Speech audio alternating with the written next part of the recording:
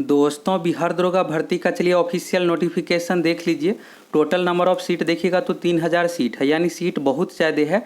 तो चलिए भर्ती प्रक्रिया को ऑफिशियल नोटिफिकेशन देख लीजिए और पूरी जानकारी आप लोगों को देने वाले हैं, अच्छे तरीके से समझ लीजिए।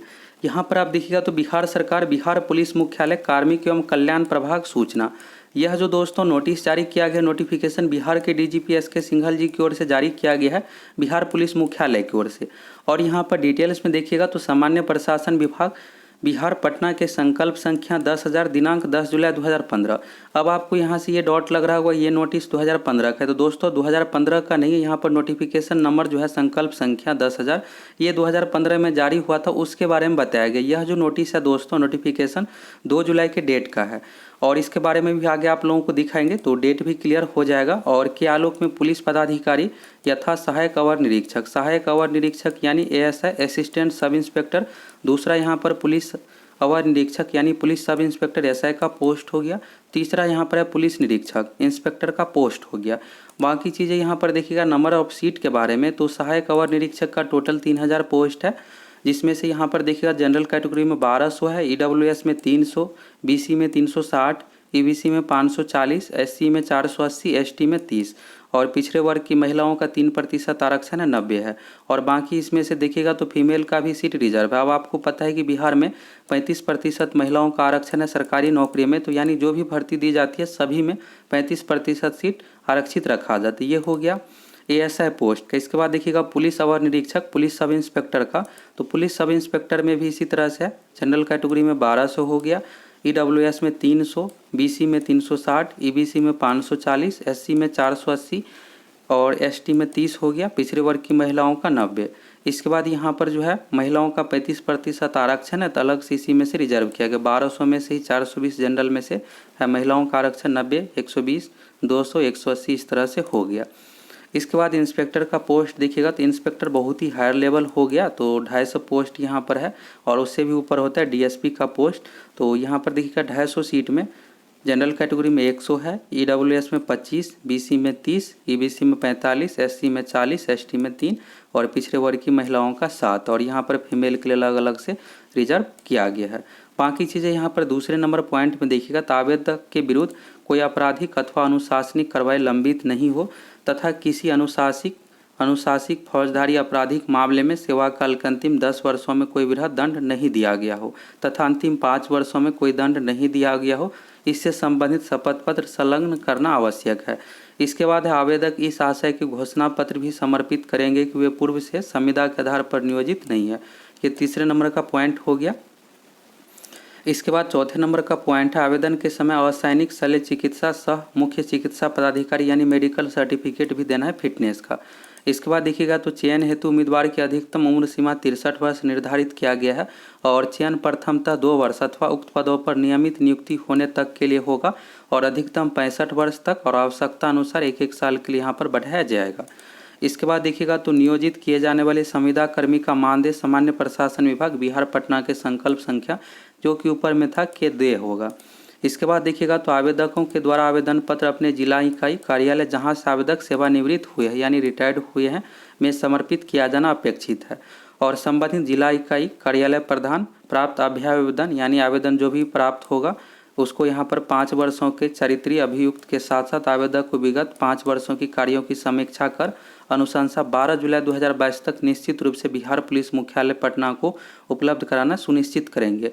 और किसी भी आवेदन पत्र को अगर स्वीकृत या अस्वीकृत किया जाता है ये सब जो है नियोजन प्राधिकार का निर्णय होगा। आवेदक का नियोजन के संबंध में कोई दावा मान्य नहीं होगा। नीचे में यहाँ पर देखिएगा पुलिस महानिदेशक बिहार के आदेशानुसार यह जो जारी किया गया बिहार के डीजीपी की ओर से। अब आपको यहाँ पर डॉट लग रहा होगा कि इस नोटिस में यहाँ पर संविदा कॉन्ट्रैक्ट के बारे में क्यों कहा गया है और यहाँ पर अधिकतम उम्र 63 पर इस तरह से क्यों, क्योंकि बिहार दरोगा की जो भर्ती आती है रेगुलर रूप से उसमें अधिकतम उम्र का जो कंडीशन रहता है 37 साल रहता है। तो यह जो दोस्तों भर्ती है यह जो निकाला गया है कॉन्ट्रैक्ट बेसिस पर निकाला गया। इसके बारे में आप लोगों को एक बार पहले भी बताए थे कि यहाँ पर नया नियम बनाया गया है कि अब बिहार में दरोगा हो गया या फिर कांस्टेबल ये सब का भर्ती कॉन्ट्रैक्ट बेसिस पर भी किया जाएगा, लेकिन बाहरी लोगों को नहीं लिया जाएगा। जो पुलिस में पहले से जॉब में है उसी को लिया जाएगा। क्या अब इससे दरोगा की जो भर्ती के बारे में आप लोगों को बताए थे कि 2350 प्लस पदों पर दरोगा की भर्ती आ रही है, तो क्या इससे इफेक्ट पड़ेगा या नहीं ये सब भी आप लोगों को बताने वाले हैं। और ऑफिशियल नोटिफिकेशन भी दिखाने वाले हैं, जिससे आपको और क्लियर हो जाएगा। यहाँ पर आप देखिएगा दोस्तों, तो यह जो भर्ती है प्रोन्नति कोटा का भर्ती जो होता है दोस्तों, दो तरह का होता है। पहला होता है डायरेक्ट रिक्रूटमेंट, यानी सीधी भर्ती।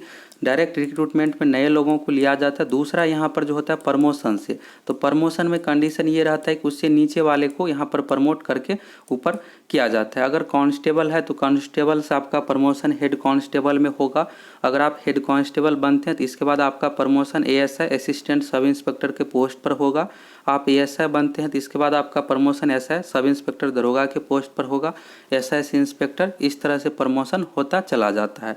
तो यहाँ पर हो क्या रहा है कि पिछले 4-5 साल से रेगुलर रूप से प्रमोशन नहीं होने के कारण से, कोर्ट केस या अन्य कारणों से यहाँ पर प्रमोशन कोटा में बहुत ज़्यादा सीट खाली है। तो सरकार की ओर से ये निर्णय लिया गया है कि बिहार में पुलिस व्यवस्था सही तरीके से बना रहे, क्राइम पर रोक लगे, तो इसलिए यहाँ पर हम तत्कालीन यहाँ पर जो पुलिसकर्मी रिटायर्ड हो रहे हैं उसको फिर से हम 1 से 2 साल के लिए ले रहे हैं। अब यहाँ पर रेगुलर रूप से भर्ती हो जाएगी तो उसको स्वतः हटा दिया जाएगा।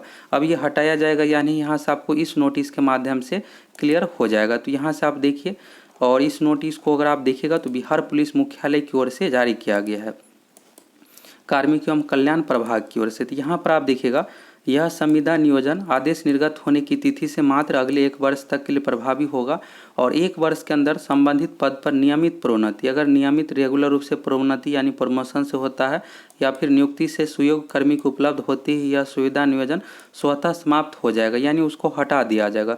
अभी आप देख रहे हैं कि 2213 पोस्ट का दरोगा का फिजिकल कुछ ही दिनों में यहाँ पर जो मेरिट का है जारी किया जाएगा इसी महीने। इसलिए बीपीएसएससी आयोग पर बहुत ज़्यादा ऊपर से प्रेशर है कि आप जल्द से जल्द यहाँ पर भर्ती प्रक्रिया कंप्लीट करके दीजिए और रिजल्ट जारी कीजिए।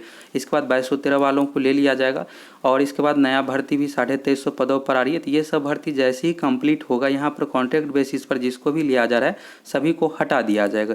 ये नहीं है कि उसके लिए परमानेंट यहाँ पर है। तो नया जो भर्ती है दोस्तों उस पर कोई भी इफेक्ट नहीं पड़ेगा। यहाँ पर अगर आप एक और नोटिस देखिएगा तो और क्लियर हो जाएगा। यहाँ पर अब आप अगर डेट जानना चाह रहे होंगे कब का डेट का है तो यहाँ पर देख लीजिए, बिहार पुलिस मुख्यालय की ओर से सूचना एवं जनसंपर्क विभाग को जारी किया गया है। 2 जुलाई 2022 को लेटर लिखा गया और इसमें देखिएगा तो यहाँ पर सामान्य प्रशासन विभाग का संकल्प संख्या 10,000 के बारे में जिक्र है और इसके बाद यहाँ पर है कि निर्देशानुसार उपयुक्त विषय आवश्यक सूचना संबंधित आलेख संलग्न करते हुए इसका प्रकाशन सभी प्रमुख समाचार पत्रों में आज ही कराने की कृपा की जाए। तो आज ही के न्यूज़पेपर में ये छपा है, दैनिक भास्कर अन्य न्यूज़पेपर में, और हम जो आप लोगों को यहाँ पर नोटिस दिखाएं ये ऑफिशियल नोटिफिकेशन दिखाए हैं। न्यूज़पेपर में भी आप जाकर दे सकते हैं। यहाँ पर जो सीट है उसी को न्यूज़पेपर में छापा गया है। सारा चीज़ यहाँ से आपको क्लियर हो गया। और आप लोगों का डाउट ये है कि नई भर्ती का लेकर यहाँ पर जो किया जा रहा है तो इससे क्या इफेक्ट पड़ेगा। तो दोस्तों इससे कुछ भी इफेक्ट नहीं पड़ रहा है। प्रमोशन कोटा में जो भी सीट खाली है, दरोगा का 3000 सीट खाली है। यहाँ पर नए लोगों को एएसआई को प्रमोशन करके ऐसा बनाया जाता तो यहाँ पर 3000 सीट खाली था, उसके जगह पर यहाँ पर भर्ती हो रहा है। रेगुलर जो भर्ती है बिल्कुल यहाँ पर होगी, इसमें किसी भी प्रकार का कोई भी इफेक्ट नहीं पड़ेगा। और जैसे ही नया दरोगा मिल जाते इन सभी को हटा दिया जाएगा, क्योंकि नोटिफिकेशन में स्पष्ट लिखा हुआ अगर रेगुलर रूप से भर्ती या फिर प्रमोशन जो रेगुलर रूप से होता है नियमित रूप से अगर आ जाता है तो उसको हटा दिया जाएगा। तो यानी इससे आप लोगों को कुछ खास इफेक्ट नहीं पड़ने वाला है। लेकिन सरकार को यहाँ पर यही करना चाहिए था कि भर्ती को रेगुलर रूप से हर साल करना चाहिए था।